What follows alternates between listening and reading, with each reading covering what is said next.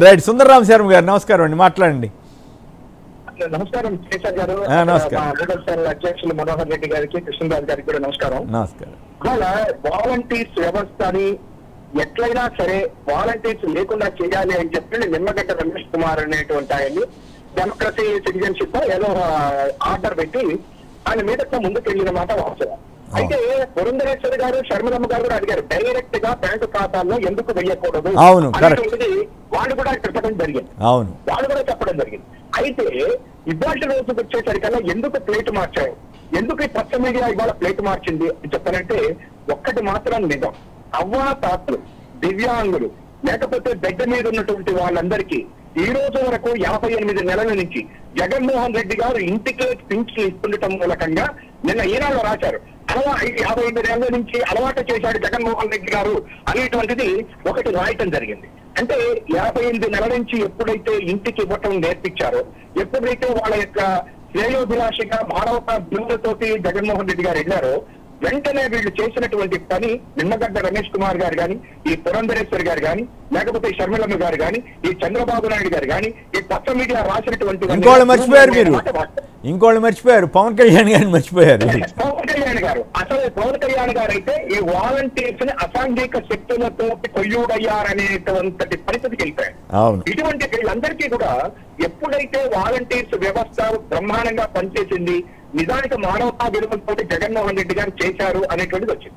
రెండోది, నిన్న ఈనాడు పేపర్లోనే ఒక మాట రాశారు, ఏమంటే మిగతా పథకాలు వేరు, అవి డైరెక్ట్ బెనిఫిషరీ కింద అకౌంట్ లో వేయొచ్చు, కానీ పింఛన్ అనేటువంటిది బ్యాంకుల్లో ఎట్లా వేస్తారు అని చెప్పని ఈనాడు అడుగుతున్నాడు.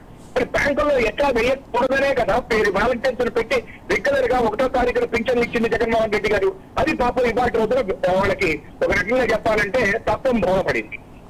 అంటే ఇక్కడ శర్మ గారు ఒక పక్కేమో ఎన్నికల కమిషన్ ఆదేశాలని సీఎస్ పాటించట్లేదనేమో కొన్నిట్లో రాస్తాడు, ఇక్కడేమో ఎన్నికల సంఘం ఆదేశాలు పాటించి నిమ్మగడ్డ రమేష్ కోరుకున్నట్లుగా బ్యాంక్ అకౌంట్లు వేస్తుంటేనేమో కావాలని వేస్తున్నారనేమో ఇప్పుడే తిడతారు, అక్కడ తిడతారు. ఏంది దౌర్భాగ్యం? రామోజీరావుకి ఏమైపోయింది? భ్రష్టు పట్టిస్తున్నాడు పేపర్ని, సమాజాన్ని కూడా భ్రష్టు పట్టించాలని చూస్తున్నారు. ఒకటి మాత్రం నిజం సార్, ఈ వృద్ధాప్యంలో రామోజీరావు గారికి నేను మొదటి నుంచి చెప్తున్నా, కాల మహిమ జగన్ మహిమ అర్థం కావట్లేదు ఆయనకి.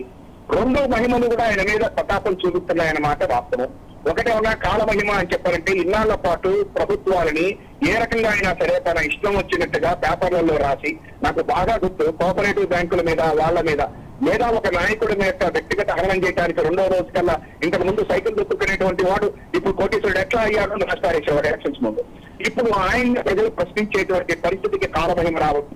ఆ మార్గదర్శి కేసులు అవన్నీ కూడా సుప్రీంకోర్టులో నిన్న ఆయనకి అది ఒక రకంగా చెప్పండి వ్యతిరేకంగా రావటం, ఇవన్నీ కాలమహిమ అయితే జగన్ అనేటువంటి ఆయన వ్యవస్థల్ని పని చేసుకునేటట్టుగా చేయటం, ఇంతకు ముందు వ్యవస్థలన్నీ కూడా పని చెప్పినట్టుగా ఆడటం, ఇప్పుడు ఏమన్నా వ్యవస్థలు వాటంతట అదే పని చేయటంతో ఒక రకంగా రామోజీరావు గారికి మైండ్ బ్లాక్ అయిన మాట వాస్తవం.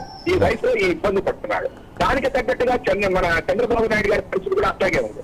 నిన్న జగన్మోహన్ రెడ్డి గారిని పర్సనల్ గా అంటున్నాడండి, ఎంత దారుణం అండి. అదే కనుక జగన్ గారు ఏదన్నా చిన్న మాట అంటే సైకోనో లేకపోతే అదే ఇన్ని మాటలు వీళ్ళు మాట్లాడుకుంటా ఆయన ఏమీ మాట్లాడలేదు, కానీ ఆయన మీద మాత్రం వ్యక్తిగత హరణం అని చెప్పారని వెళ్ళారు. నిన్న ఏమంటారండి ఆయన, జగన్ నిన్నే ఇట్లా కనుక చంపితేనా ఏదో చేస్తే ఏం చేస్తావు, ఏమవుతుంది, నేను చంపితే ఏమవుతుంది, ఇది సమాధానం ఉన్నదా అని చెప్పని అన్నాడు అని చెప్పనంటే దాన్ని బట్టి అర్థమవుతోంది చంద్రబాబు నాయుడు గారికి అవుట్డేటెడ్ అయిపోయాడు.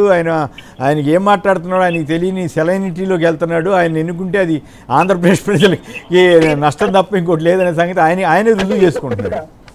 ఈ రెండింటికి కేసీఆర్ గారు మీరు అన్నట్టు ఈ రామోజీరావు గారు, ఈ చంద్రబాబు నాయుడు గారి యొక్క ఈ రకమైన మాటలు, ఈయన రాతలు, ఆయన మాటలు, వీటికి కారణం ఒకటండి, ఆర్థిక సామ్రాజ్యం దెబ్బతింటోంది అనేటువంటిది ఒక్కటే వాళ్ళ ఇద్దరి యొక్క బాధాకరం. కానీ కేసీఆర్ గారు చివరిగా ఒక్కటి మాత్రం నిజం అండి, నిన్నటి దాకా ఉద్యోగాలు ఎక్కడున్నాయి అనేటువంటి ఈనాడు కానీ రామోజీరావు గారు, చంద్రబాబు గారు 1,35,000 మంది గ్రామ సచివాలయ వార్డుల్లో ఉద్యోగస్తులు ఉన్నారు కదా, వాళ్ళ చేత ఎందుకు చేయించారు అని అడుగుతున్నారు. అది అంటే మొత్తం మీద ఉద్యోగాలు ఉన్నాయని ఒప్పుకుంటున్నారు, ఉద్యోగాలు వేశారు, ఉద్యోగ నియామకాలు జరిగాయి, జగన్ గారే నియమించాడనే సంగతి ఇప్పుడు అర్థమైంది వాళ్ళకి. గ్రామ సచివాలయం పెట్టడం మంచిదని చెప్పని ఒప్పుకుంటున్నారు, పింఛన్లు ఈ రకంగా ఇంటికి ఇవ్వడం మంచిదని ఒప్పుకుంటున్నారు, పథకాలు డీబీటీ ద్వారా ఇవ్వడం మంచిదని ఒప్పుకుంటున్నారు. మొత్తం మీద జగన్ గారికి విజయం తథ్యం అని చెప్పి వీళ్ళే చెప్తున్నారు కేఎస్ఆర్ గారు. రైట్, ధన్యవాదాలండి. ఇక మా నమ్మకం నువ్వే జగన్, మా నమ్మకం నువ్వే జగన్, మా నమ్మకం నువ్వే జగన్. నమ్మకం నువ్వే జగన్.